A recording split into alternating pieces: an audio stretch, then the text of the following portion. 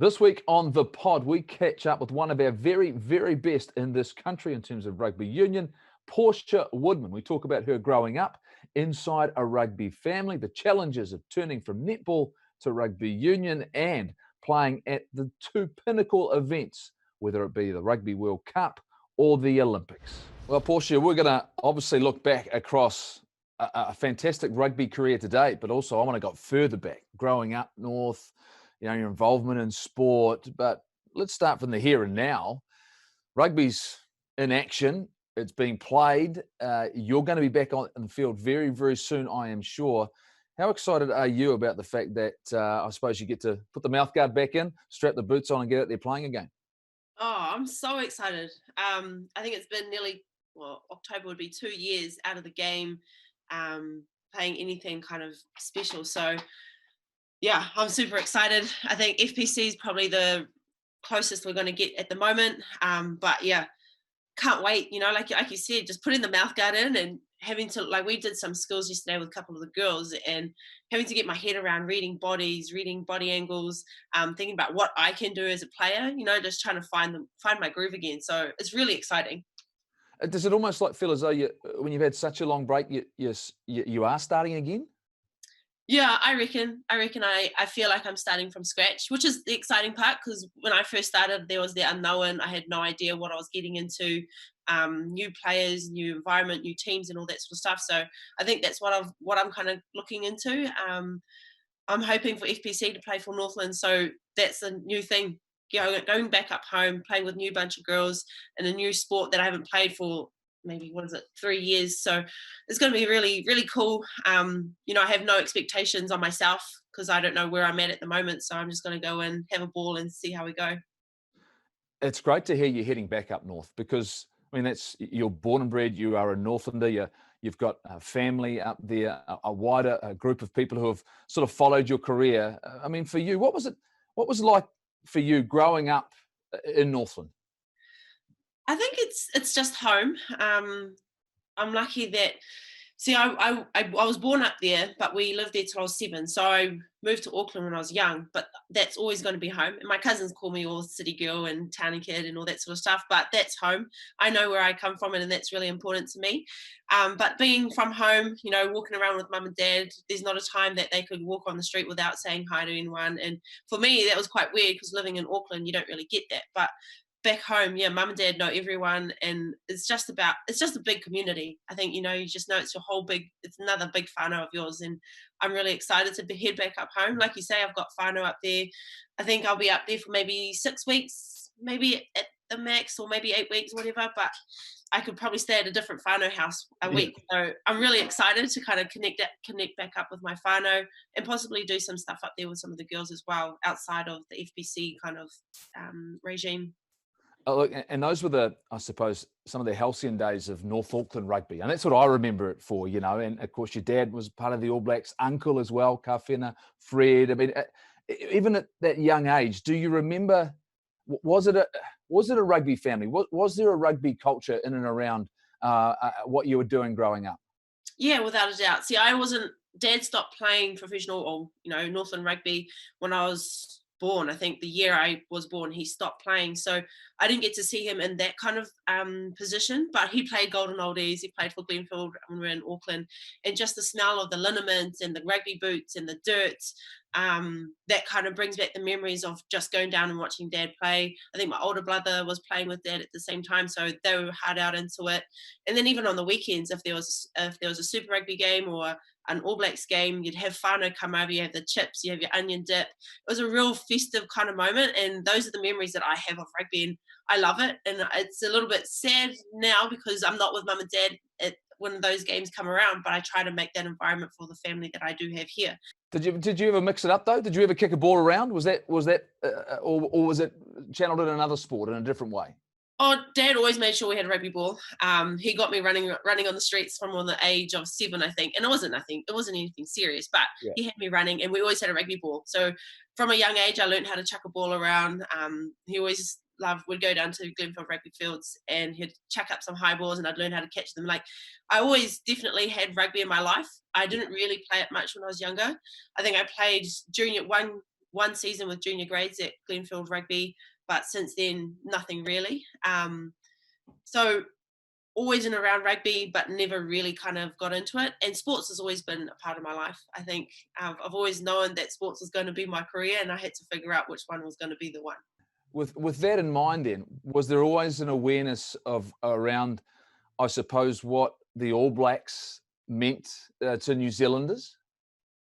Yeah, without a doubt. I think I've kind of more understood it now, purely because when I'll be in different countries and people would come up to me like, "Oh, I remember your dad when he played for North Auckland. I remember your dad and your uncle when they played for North Auckland. I played alongside your dad. I played against your dad." Like, I think that just realizing that it's not just a whānau thing, which I thought it was. I just thought it was dad and uncle and whānau that play Māori All Blacks. But I think since I've grown up and also kind of experienced the global impact that All Blacks have, it's huge. And growing up, I knew Dad was amazing because he was able to achieve his dreams of becoming an All Black. He was a young parent from a small town and having to do it while he was working. So they didn't have the professional game at that time. So I thought Dad was amazing for being able to achieve his dreams. And then now being in the New Zealand environment, I kind of understand how huge that game is and how huge the All Black brand and legacy and everything that comes with it. So definitely grown a bit more of an appreciation for how much Dad and my uncle and and even the Māori All Blacks in my whānau have achieved, because it's like, it's nothing that many people get to experience. So it's huge. So, Portia, if it wasn't rugby because there were limited opportunities to play, what was it for you? What sport was it you got involved with growing up? Yeah, to be honest, my first love was track and field. I wanted to be the fastest woman in the world. Race for New Zealand, 100 meters, fastest girl in the world. Yeah. I committed to that sport from the age around 7 till about 17. And I think what really drew me into it was that the fire you get at the start of the race. I'm getting, just starting to line up, and you get someone next to you, go, "Oh, damn it, you're in my race." Oh. And I said, you thrive off that because it makes you feel good and whatever. But I think what I also loved was that you have your on your marks set, and you have about a 15-second race to give it your absolute all. And whether you win or lose, you're kind of really hyped anyways, because you've just given you've given everything to that race. But yeah, track and field, I would have loved to have just kind of stuck with that. I think as I got older, if I'd stuck at it, I would have loved to have had a crack at decathlon. I think I was kind of good at lots of different things, the throwing, the jumping and running. I wasn't fabulous at one event. So I think if I had stuck at that, it would have been really cool. But track and field, I loved it. Dad had me running. He was probably my first coach when I was younger. He got me running around the field, got me doing all sorts of speed drills when I was younger and stuff like that. So Dad was a big inspiration again for me. It's funny you say that, because I was very much the same. I was a shot putter when I was young, and then a long jumper, and at the same time, I was quick. So that was something for me. I loved that type of competition, right? It was instantaneous, a moment, and like you say, that feeling on the start line. So if you're going through there, when did you realize, probably at what age, you go, you know what, I am just a little bit better than everybody else out here? I think I kind of noticed it when I was at primary school. So say again, for track and field or for school athletics, would go to inter-schools competition, and it's nothing major, Yeah. but pretty much all the kids from my school would be sitting there cheering for me at every event. And then by the time it got to the end of the day, it would have every school cheering for me for this one event.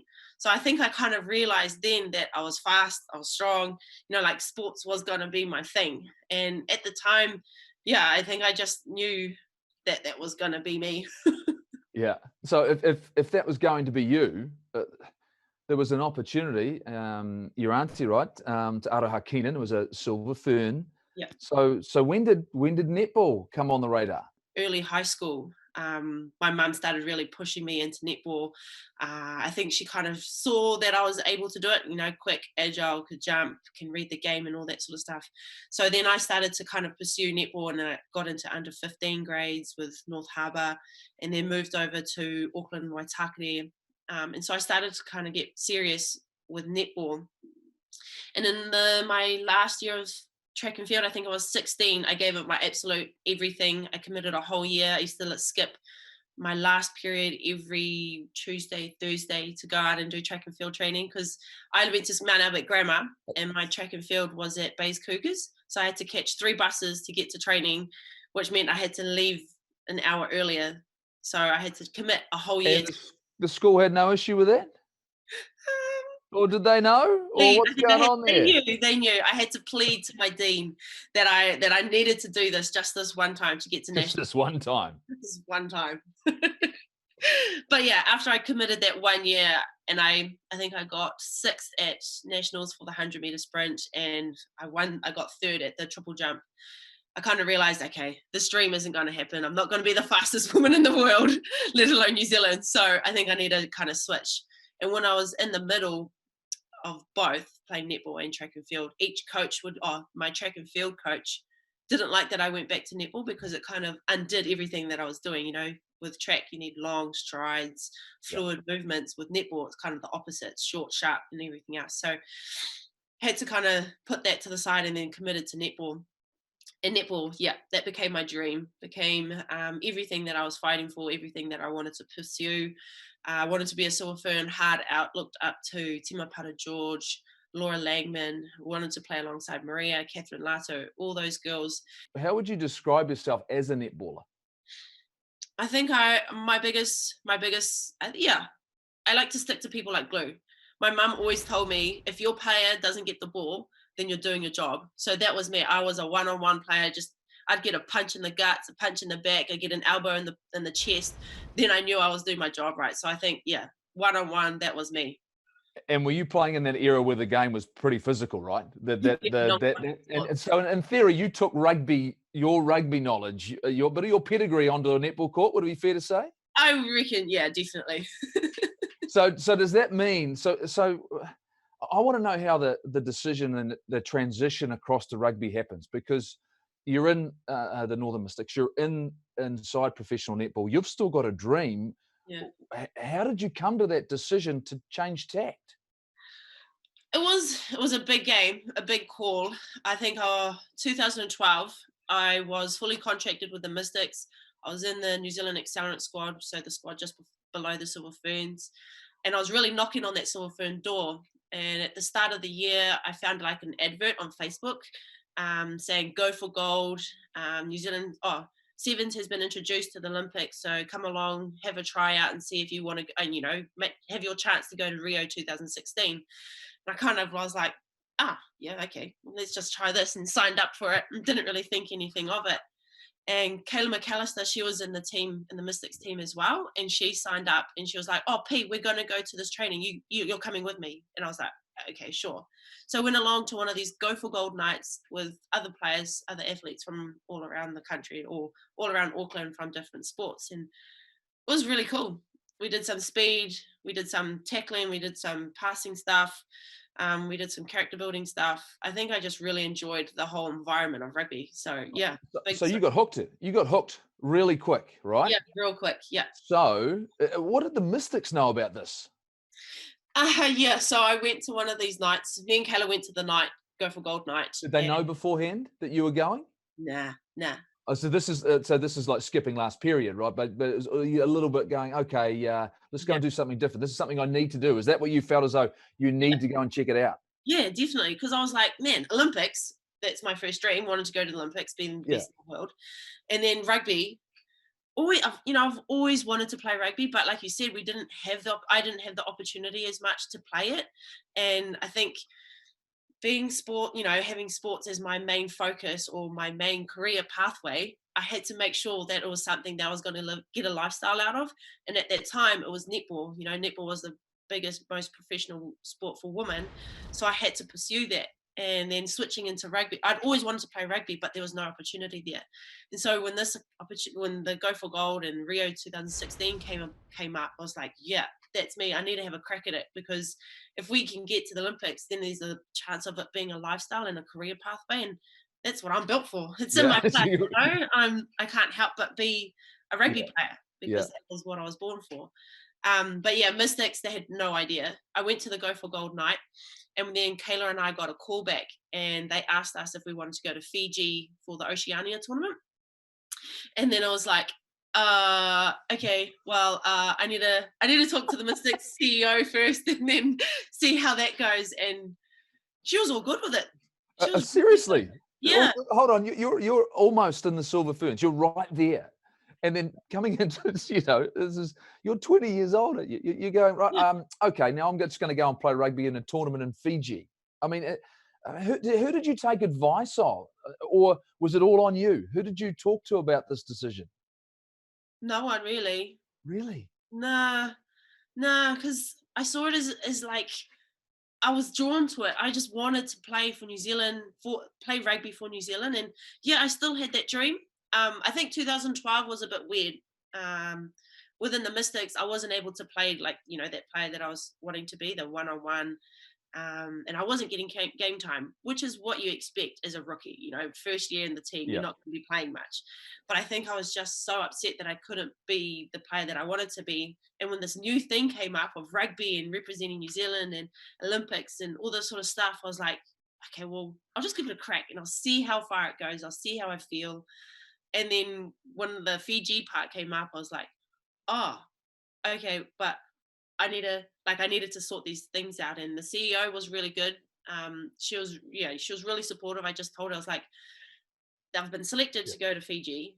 I don't know how this is going to go. I'd really love to have a crack. What do you feel? And she's like, yep, that's fine. If you get injured and all that sort of stuff, that's just going to It's part of it. impede on your contract and, on your ability to play netball. And I was like, okay, sweet. But then because I was in the accelerant squad with the Silver Ferns, Waimarama Taumanu, she was the head of that. And so Yeah. she'd come up to Auckland every now and then to kind of catch up with us, see how we're tracking and give us our work-ons and things like that. And so I was having my meeting with her and I had already had the conversation with the CEO for Mystics about going to Fiji. So I needed to talk to Y as well. And I told her that I was like, why I'm wanting to have a crack at sevens. I've been selected to go to Fiji. I don't know what's going to happen, but I'd like to have a crack at it. And she goes, well, yeah, she just wasn't too happy with it. I think she didn't like that I was not committed to netball. Well, And I understand that. yeah, but she probably knew what she was losing. I mean, well, that's exactly. I mean, if I was sitting in her seat, she's going, "This is probably one of our very best talents." And she probably could see it in your eyes, because I get the sense, like you say, this was the perfect dream, like you've said, right? This was it, like to follow in family's footsteps, Yeah. and to go to the Olympics, and two things that you had grown up with and wanted to do. And I got the sense that maybe did it just click? I remember when it was for me, and I got the opportunity to play for the All Blacks after I'd played cricket. Yeah. And all of a sudden I'd pulled on that black jersey. It was like, well, it's really hard for me to want to do anything else. Yeah. So when you went to Fiji, did it feel like that once you get out on the field? Yeah. It was like a glove that was perfectly made for you, right? Yeah. You're just like, yeah, this is meant to be. I'm meant to be here with these group of girls playing this sport right here, right now. And I'm a person that I guess believes in things happen for a reason. And that tournament, my very first game against Tonga, I fractured my shoulder and I was kind of out for the rest of the tournament. So not a very good tackler, and it wasn't a great start to rugby, but I enjoyed it. Yeah. You loved it anyway. So what happened when you come home then? So you come back and you're injured. They're stoked about that, right? Why's probably shaking your head going, this was always going to happen. So what happened then? I got a letter, maybe a month or two after I got back from Fiji, and they had said that they'd sent like this, it was like a report on, what my strengths were, what my targets and what I was hitting and all this sort of stuff. And at the very top of it, they said that I wasn't committed to the sport. So ultimately, I lost my deal with the elite netball competition because I wasn't committed to the sport. And I understand that, and that's fair enough because I was jumping around. I didn't know what I want. But I guess for me, it was like, okay. Did that help you make your decision then? Completely, because at the time I was jumping. I wasn't sure what I was doing. There'll be people, netball people, right now who are watching this with their head in their hands going, are you serious? That's the conversation, that they didn't see what they had in front of them. The fact that, what can we do to maybe keep her, instead of going, no, you haven't met your targets. Well, maybe a little bit of encouragement and an opportunity. So that's it. That was it. There was game over for netball. Yeah. where's the so what happens in terms of rugby next? Where does the next stage come? Because at that point was there contracts available? Oh no, definitely not. Nothing like that, right? So Was still just like how my dad was doing it, yeah. train, work, train again. I think we were training at Millennium Institute at like 5 o'clock in the morning till about 8 o'clock. No, it was maybe 5:30 till about 7:30. And then I'd go off and I was teacher aiding. So I'd go to a daycare unit and I'd teacher aid for the rest of the day till about 3 o'clock. And then I'd have rugby training. We'd go out to, where's Mount Smart. Yep, we go out to Mount Smart and do track running. And that was us for a good while. How long was it? It would have been maybe a couple of years. Yeah. So maybe 2014 is when contracts came in. Yeah. So you're going, but so literally that's, so as it starts to grow and as you, so you're doing both, you're living life as an amateur. Were there at any points that you start going, is this the right decision? Did you ever get tempted to maybe go back onto a netball court? They asked me to come back and train with them within 6 months of switching to rugby. And I think my body had changed so much in that time of playing and training for rugby. When I went back, I was not a very good netballer. I think my stance was completely like out of whack. I couldn't jump high and my vision, I was not fit enough for the game. If you think about it, netball is 4 15s and a sevens game is a 15-minute game. Yeah. So I was definitely not fit enough, or just a different fitness. So and you got called for contact a lot? Yeah. Yep. Contact and stepping. Two fundamentals of the game that pretty much are pretty important part of it. Pretty much a rugby player trying to play netball. Yeah. So that when you're adapting through those couple of years when it's amateur and you're having to, who is it that's helping you along that path? And how much advice were you getting from other people around you of how to improve your game? A lot of it was mum and dad. I was still living at home with them. And like you said, our game wasn't a professional game, so I was still kind of figuring that out. But I think what the girls that we had, like the Sarah Goss, the Huriana Manuel, the Linda Tunu, these girls were experienced rugby players. And I was lucky enough to have Huriana and Linda Tunu in Auckland with me. So just being in around them really kind of taught me what rugby was about, and even just the culture of rugby. It's a completely different game to netball, or different culture to netball. No better, no worse. Just I think I really connected with rugby, and I felt like I could inspire myself and others at the same time. And I really, really loved that part. So how was Dad about this though? He was secretly jumping. Yes. But he had to kind of keep it down because Mum was not happy. Oh, so you're creating tension at home. You're creating a sort of I could just, I mean, could you see it from your dad? The fact that he's, that all of a sudden the opportunity is coming, but you're chasing that dream. So were there sort of conversations that he was having with you on the side, maybe? Yeah, definitely. He'd take me out, and we'd be out on the rugby field a lot more than usual. Yeah. Like we'd go down every now and then, but this was like we'd go down and kick the ball around, and he'd teach me how to chip and chase or a grubber and chase and all this sort of stuff. And yeah, Mum just wasn't really having a bar of it. Really questioned me, like, why can't you wait 2 more years? You're nearly in the Silver Ferns. Rugby is always going to be there, and at that stage, rugby in 2 years' time might even be professional. So then that transition will be even easier. But in my head, I was just like, why can't I start now? Sevens was new to women's rugby. The World Sevens circuit wasn't there. They had random competitions around the world, but it just was new to most countries. So why not just learn now? And then by the time in 2 years' time, I'm going to be well on my way. And so I just kind of had to keep pushing Mum, and just like, Mum, I want this so bad, and it's going to happen. So did your mum come around? She totally did. Totally did. I think after a couple tournaments, we went to Fiji, we went to Dubai, was my very first World Series tournament. We went to China and America. After those tournaments, you kind of was like, wow, you went to Dubai and China? You don't get to do that with netball. You're like actually global. Like, this is a global game. Yeah. What the heck? And she slowly started to see that, like, I was actually kind of good at this, and saw that people kind of good at this. You're a superstar. You're not kind of good at this. So you're learning this game. You've captured it. You've understood it. You've got support. When all of a sudden does the program and you being part of that program really start to take shape in the fact that to what it's become now, because it is such an amazing group of people you have got. You're so together. When did it start to, I suppose, evolve into that? I think for me, I think in 2014 I moved to Tauranga, just to kind of really commit to this program. We had our coaches down here, we had our physio, our trainer had moved down here, and a group of girls that were moving, like the Sarah, the Kelly, the Rubies. They were moving from the smaller regions to Tauranga, where everyone was going to be based eventually. So for me, that's when it kind of really became a profession. This was our job.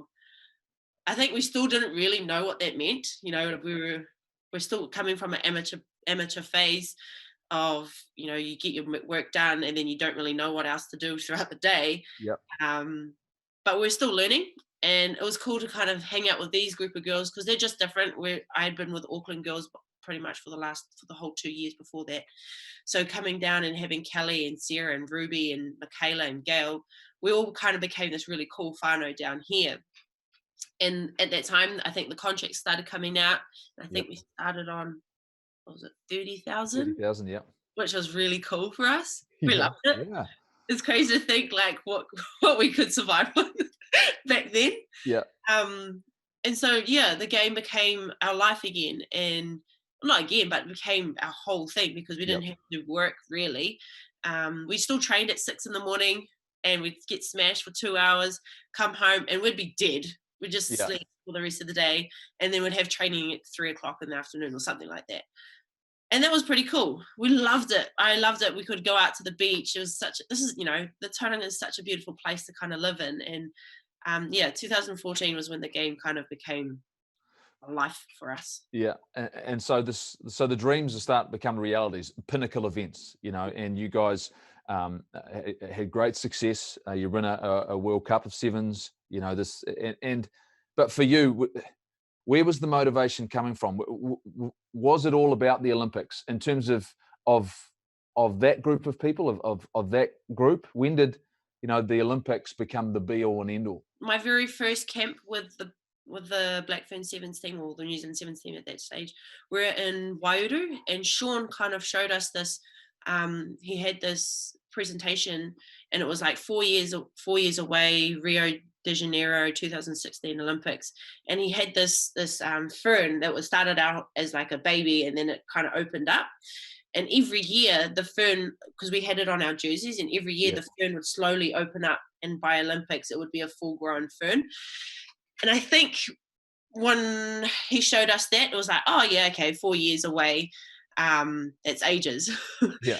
Then 2014 came around, 2015, and we started to see the fern kind of open up, and then the professional game, the contract started getting a bit more bigger, and the demands that we were going under, like we had to do, was getting more intense. I think it was around that stage when we just started to get more professional. More girls started to move down here, and if we started living the game, and it wasn't just the thing that you did in the morning and the afternoon. Throughout the day, you do your recovery, you do your massage, you do your analysis. You're constantly talking rugby or playing games out on the field or on the beach with the girls. I think then it started to become Olympics was our dream. We started talking about it. We had the New Zealand Olympic Committee come in and see us about what's going to happen at the Olympics, how it all flows, and uniform fitting, and what happens in the village, and everything that kind of happens. I think that's when it started to become crap. We could be going to the Olympics in 2 years, Yeah. And just sitting there and talking to the girls, like I was good mates with Kelly and Goss at that time. And we just picture us being on the podium or winning the game or being at the village and seeing, all these crazy cool people. But yeah, that was just then it kind of just started to sink in that we could go to the Olympics. Before we talk about the outcome of that, because that's tough. Yeah. Let's talk about that whole experience though. Once you dreamed about it, you talked about it, we're going in 2 years' time. What about when you were there and the other athletes are around and you're part of this New Zealand team? Run us through that whole experience. Oh man, it was so cool because we were in Florida the week before, and when it started ticking down the days that we were heading into the village, the day of we got in and we get the haka from the New Zealand Olympic team and anyone who's there. They give us your pounamu, and I'm like shaking just thinking about it because it was such a cool environment and cool experience. We've got all our peak gears on, and you walk into the village and there's like apartments with their flags all over it, with each country's flag on it. You have the dining hall, which is the size of probably like 3 rugby fields, with different kinds of kai in there. You have the casual dining, and then you see, like I was in the food hall, and the Williams sisters, Venus and Serena, walked past me, Yeah. and everyone's like looking at them. They're like these really tall girls, and all I saw was their booty. Like, I don't want to be rude or anything, but all I saw was their booty, and their booty was huge. I was like, shit, what was that? And I get back to the table, and all the girls are having photos with these girls. They're the Williams sisters. And I was just like, man, it's cool because we are amateur people. We are amateur athletes alongside these legends who are professional, and they've been working their game, for 4 years, for how many cycles, and they're just here casually in the dining hall. It was unreal. We used to sit in the dining hall and be like, oh, you just kind of guess what people's sports were. You'd see them walk past, oh, he could be a weightlifter, or he could be a wrestler, or they look like javelin throwers, or something. Like, it was just really cool. Do you feel blessed in some ways, the fact that, I mean, Sevens is the only rugby fraternity that gets to enjoy that? The fact that, and everyone talks about Rugby World Cups, yes, but it's vastly different to an environment you're talking about, where there are people from all around the globe. Do you feel blessed in that way? Oh, completely. And I think I'm so lucky to have experienced that, because even being in a part of the Olympic team, you have people in the same uniform as you, but you don't know who they are. And like you say, at the World Cup, it's just your team. You're the New Zealand team, and that's your crew. But we have people in the same uniform that we don't know yet.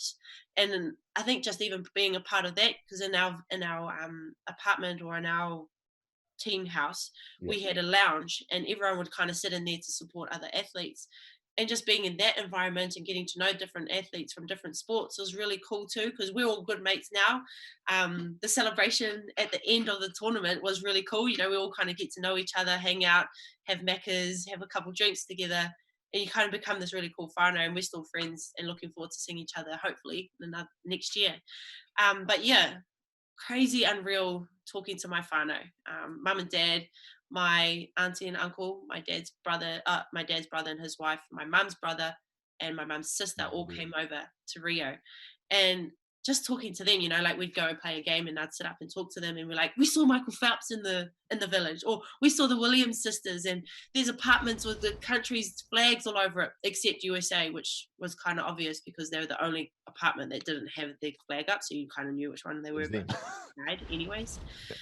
But You're yeah, not supposed to know that. They're the USA. I mean, they just do, that's where they are, right? yeah. So they do whatever they like. They do whatever they like. So you've got all these wonderful memories, but for you, the dream was to go to the Olympics and win a gold medal. Yeah, definitely. And this has sort of been well documented. But you talk through, for you, the emotions of the final and not being able to realize that dream. I think, the last try I scored, and realizing that try didn't mean anything and we're still going to lose, that's when I kind of was like, this sucks. We worked 4 years, and I wholeheartedly thought we were going to win this. It was especially hard for me because I felt like I kind of lost the team the gold, because I got sent off for those 2 minutes, and in that time they scored, I think, 2 tries. I haven't even watched the game back. I don't think any of us have, because it was too painful. But yeah, I think just knowing that we had worked 4 years for this, but it just didn't come off, and it wasn't anyone's fault. It was our own fault. I don't think we played the best game that we could have played. Maybe a few calls from the ref might have been the difference, maybe, but I still wholeheartedly believe that. I think because we didn't play the best game that we could have played, that's why it's so disappointing. If you lose to a team that's better than you, it kind of makes it a bit better. But yeah, we just didn't give it our all, and it's Well, well, it's always hard because, I can talk from experience because I've never watched the 1995 Rugby World Cup final yeah, again yeah, because I know the score, yeah, and I can't change the score, yeah, and I know the circumstances. But I don't doubt as a team you were trying. You're doing the yeah, best you yeah, can. It's just one of those days, yeah. and the fact that you weren't able to perform to your best, right, is That's is what is yeah, completely. incredibly difficult. So how long did it take for you post that to deal with that and get over it? Because I remember it took me a long time, and spent a lot of time by myself. How did you deal with it? I think it wasn't till I had the chance to go back up home to my whānau, went back up to Kaikwe, went around to all the schools, and just showed it off.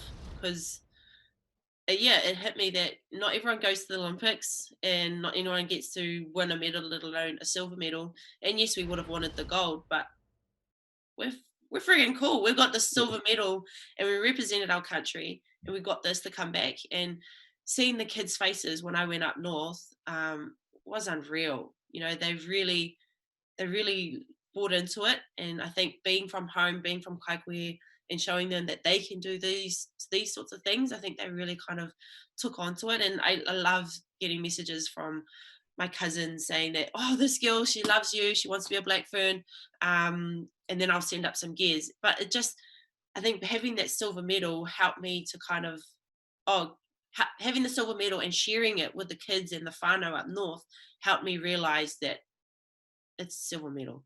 You're bloody lucky to have a silver medal. So that was the moment. I think it was towards the end of the year. It would have been around our leave time that I finally got to kind of understand that silver's all good. So did that motivate you for 2017? 2017. 2017, yeah, definitely. Because at the end of 2016, we got to have a crack at 15s. We got to play FPC and all that sort of stuff.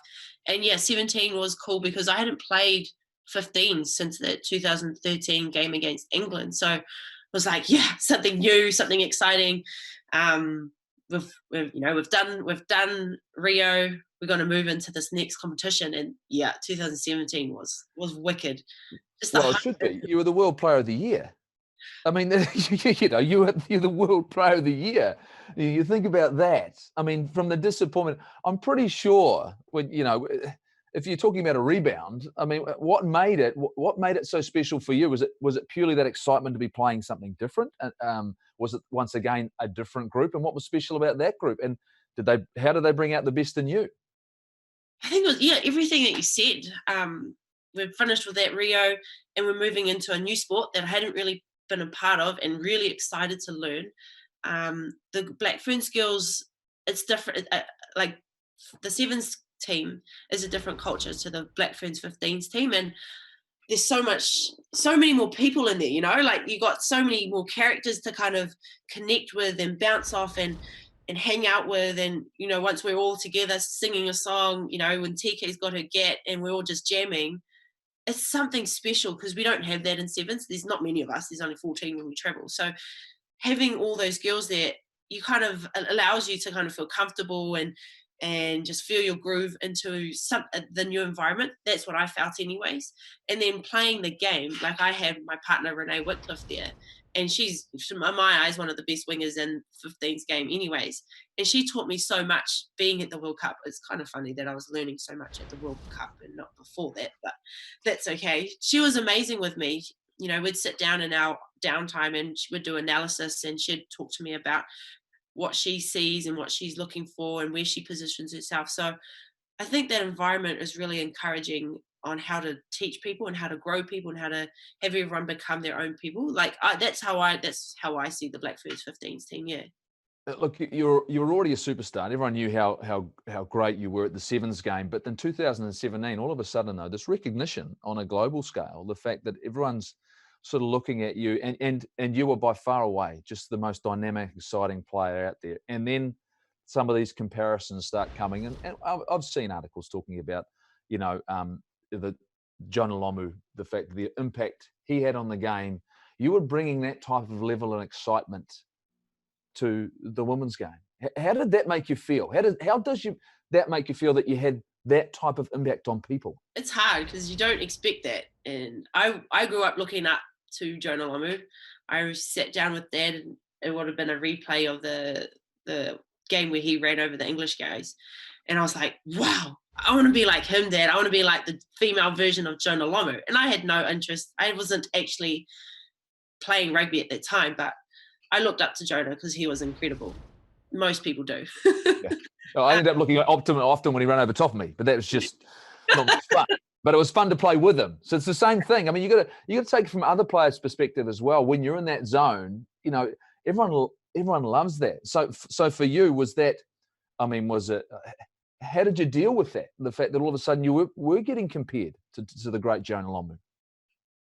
It's quite, yeah, it's scary for me. I think what started to happen was that I felt like people started to expect that of me every time I got the ball.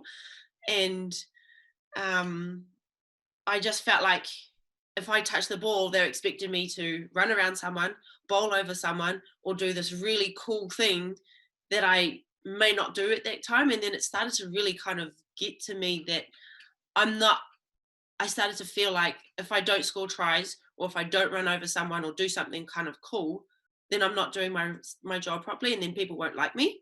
And it's real, this mental game. Isn't it always just this mental game? You're always competing with just yourself. It's never really anyone else. And I think I had to really sit down with our mental skills coach and be like, how do I stop this? How do I stop caring about what other people think?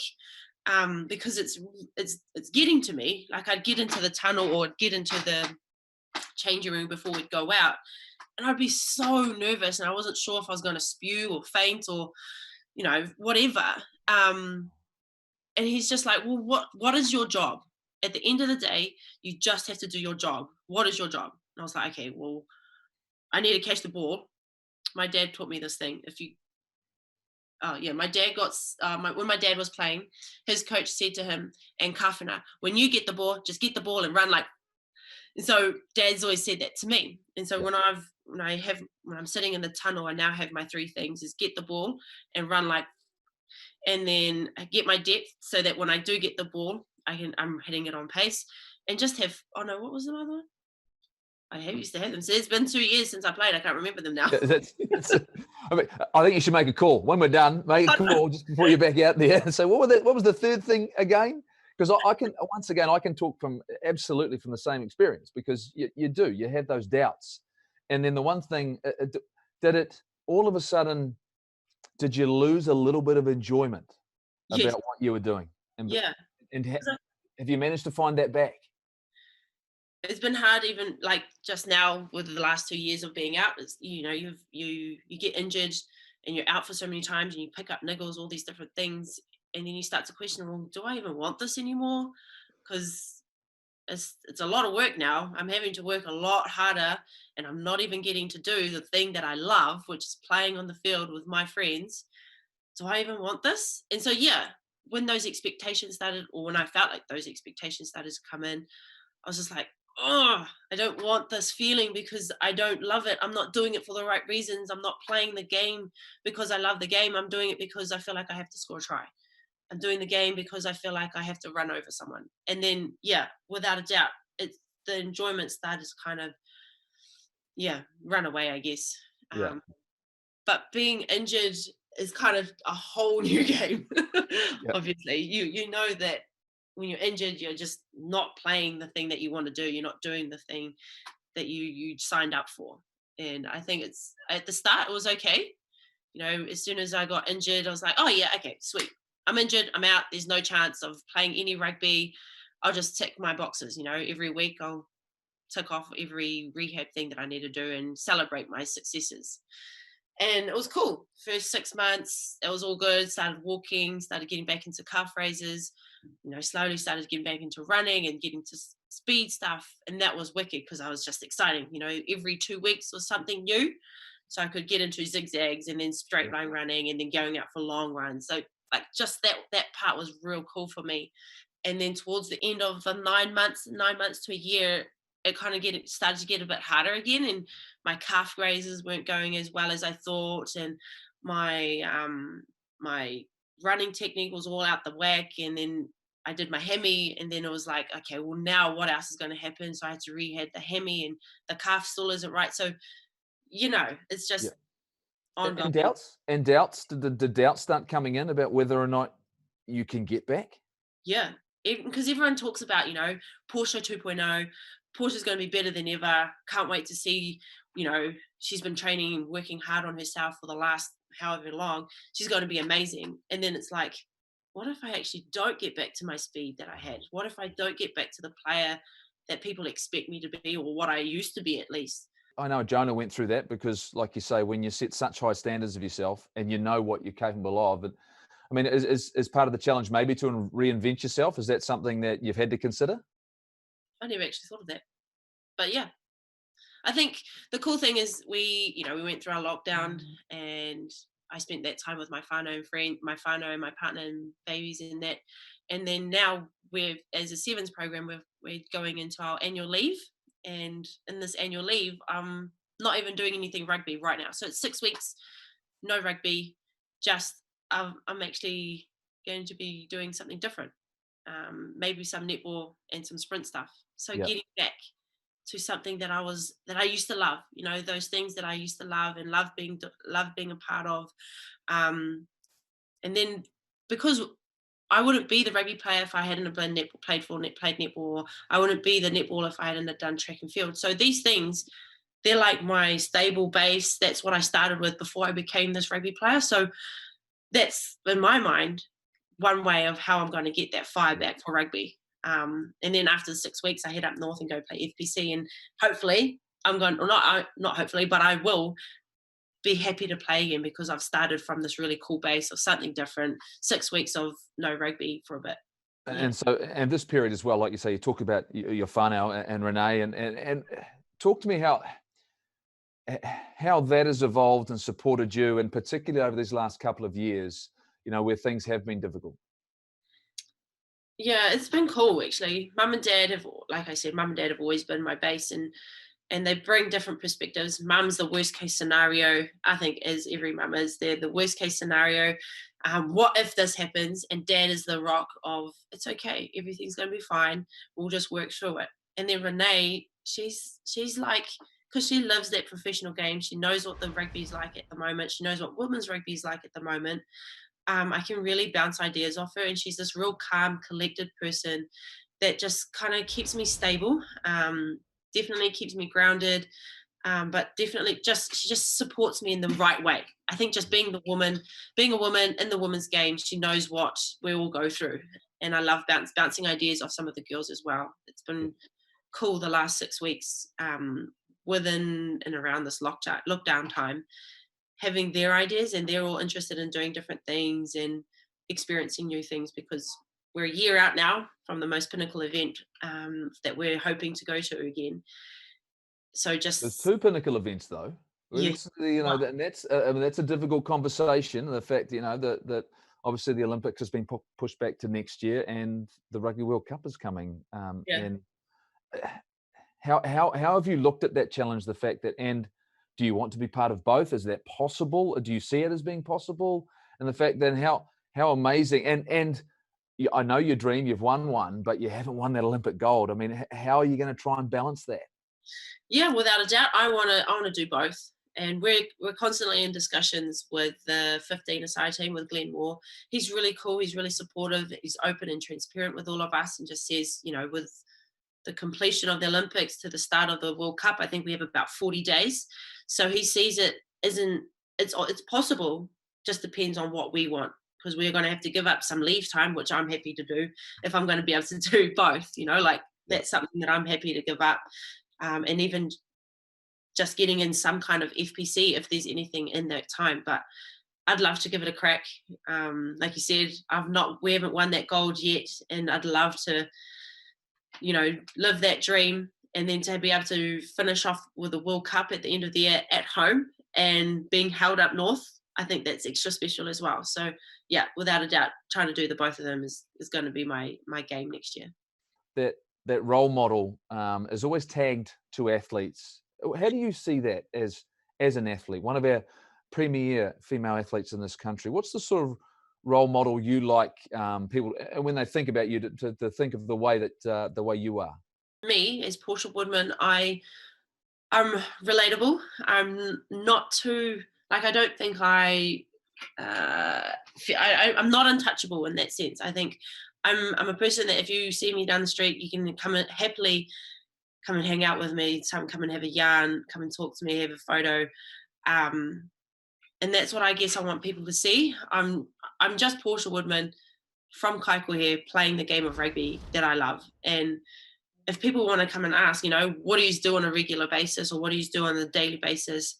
What was your dream when you were growing up? Who did you look up to? I'm happy to kind of share that with them because it's relatable. And now these girls who are growing up, they have female athletes, not just from rugby, but from cricket and netball and all these other sports that they can look up to now. And to think that we are one of them, I want to be just like Jonah Lomu, the ones that we looked up to, and how inspiring they were. And just to be able to pursue their dreams, or us pursue our dreams, allows these young girls to look up and be like, yeah, I want to do that. I'm from this small town, or I'm a girl with all these brothers that loves playing rugby. I'm going to do that as well. I have I've got lots of nieces. We've got a big whānau.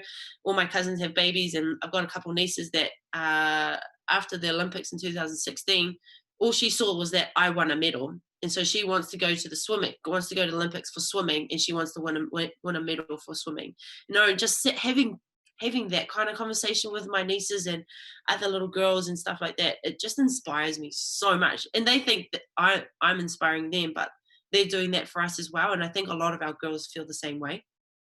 Do you have hopes and dreams? What are they for the women's game itself? We are getting incredible growth here in New Zealand. How would you like to see that harnessed in the future?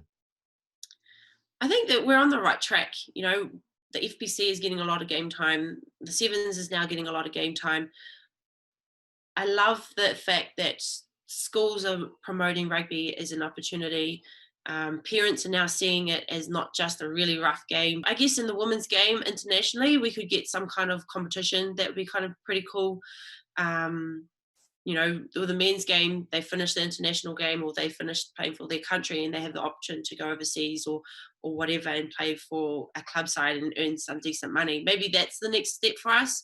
But I think locally, I think we're doing some really cool things, supporting the FPC, just getting more people to see the game and watch the game and support it as much as they can is probably the best thing that we could do. And lastly, and this is pure and simply the fact that we've talked rugby, we've talked all about sport, but there has to be something else. What is it when the downtime is there, and when you think about life after rugby? Have you thought about that? And what are those things that for you, you can leave that pressure of being a rugby superstar behind you? Yeah, definitely thought about it. Injury definitely brings on those kind of thoughts and conversations. At the moment, I'm doing a carpentry apprenticeship, Sweet. which I'm enjoying. Yep. Definitely getting through a bit of it with all this downtime and stuff. But as a career, I think the cool thing is with rugby, you get all these different opportunities with TV or coaching overseas and coaching back home, and creating these academies that are possible, that might be possible within the future and stuff like that. So I don't think I'm going to be far away from sports. Definitely in and around rugby, either teaching. I think most of my whānau are teachers, so I think I'm born for teaching as well. Something to do with sports, but I love building things at the moment, and I think I might pursue that a lot sooner rather than later, and then get into coaching and all that sort of stuff later on in life. We'll see how it goes. I know you're in Tauranga, and I know you love surfing. How many surfboards you got? It's always a question I like to know. Yeah, I think I've got 3 or 4. Yeah, for all occasions. Is that the way it works? Yeah, definitely. Those big waves, just the cruisy waves, and some for the kids as well. You've got it, Stoke. Portia, hey, I thank you so much. Look, I've loved listening to you talk about all of that, because it's fascinating to talk to someone who had to make a decision similar to mine, with the fact that probably not in the way that you made it, but you should be incredibly proud of what you achieved to date. And I can't wait to look forward to seeing you back out there soon. Thank you so much. Thank you, Jeff. Thank you for having this yarn. I really enjoyed it. Thank you so much.